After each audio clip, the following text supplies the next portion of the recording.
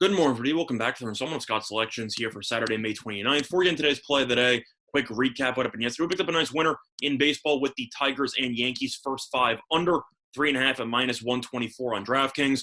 Both teams had their chances, but ended up really generating nothing. Ended up being 1-1 after five. Ended up staying 1-1 until the 10th inning. Game got a little bit crazy at the end. Yankees took a lead. Tigers hit a walk-off two-run homer with two strikes.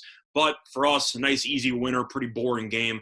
And the Yankees, once again, continue to struggle offensively. And the Tigers, we knew were going to struggle against Garrett Cole. So it was a nice winner, and hopefully you're able to cash with me. Now, looking at today's card, we're going to be looking for another winner. We're going to be going back to basketball. It's going to be on the early game in the NBA. It's going to be between the Milwaukee Bucks and the Miami Heat. And the play that is going to be on the Bucks, minus 4.5 and minus 110 on FanDuel. Time recording of 1 a.m. Eastern Time.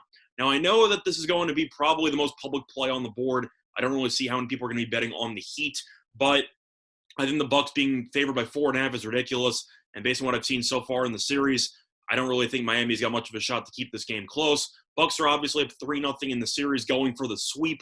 However, you might not have realized they have won each of the last two games by at least 29 points, including a road victory against the Heat of 29 points on Thursday. Now, looking at some factors as to why the Bucks have been able to dominate the series, you have the Heat struggling offensively and defensively.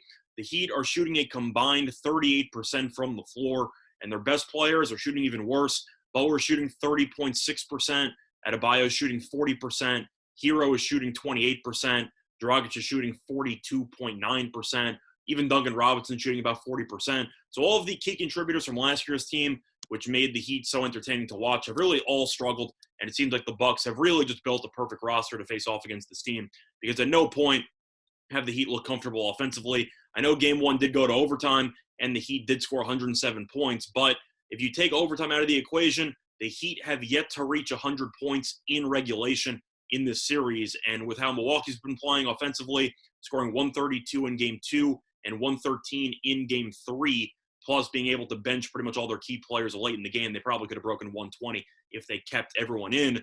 I just think Miami's really just, I don't really know how else to put it. They're kind of screwed. Offensively, they look like a disaster against this Milwaukee defense, which has been elite with Holiday and Giannis patrolling pretty much everywhere. You have Holiday in the perimeter. You have Giannis controlling the paint, even Lopez providing some nice rim protection. And Miami's offense has struggled. Meanwhile, Miami's defense really has had no answers. You talked about how Miami struggled offensively. Meanwhile, you look at the big 3 for Milwaukee, all beneficent. Holiday is shooting 52.5%. Middleton is shooting 51.2%. And Giannis is shooting 45.2. Now, I know that Giannis from the floor maybe has not been that efficient, but he has gotten to the line a lot for some of Miami's big men into foul trouble. And 45.2 might not sound great. It's still better than all the percentages I mentioned for Miami. So I do think that Miami has their back against the wall, and I don't exactly see how they're going to find their way out of it. But the last reason why I like Milwaukee is the fact that this team got humiliated last year by Miami, and it seems like they're taking the series a little bit personally. You look at how the Bucks have handled this team, and they are taking no prisoners. This team wants to end it in a sweep. They want to return the favor from what happened last year. And on top of that, since the Nets ended up losing to the Celtics yesterday, it means that if the Bucks do win this game, they might get themselves a pretty nice rest advantage against the leading up to the Nets in that series in the second round. I don't think the Bucks take their foot off the gas. I think there's a decent chance if the Heat go down early once again, they might roll over, because I haven't really seen much life from the Heat after game one.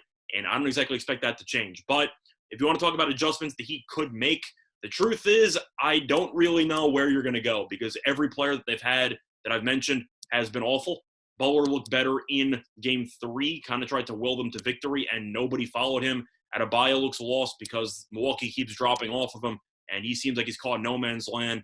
Dragic has been struggling shooting. Duncan Robinson's been pretty much useless because he's been awful defensively as well. Hero's been a non-factor. I already went through all these percentages, but with the Heat's inability to score 100 points in regulation and their inability to stop Milwaukee from scoring at least about 110 points in the last two games, I think this game could get ugly.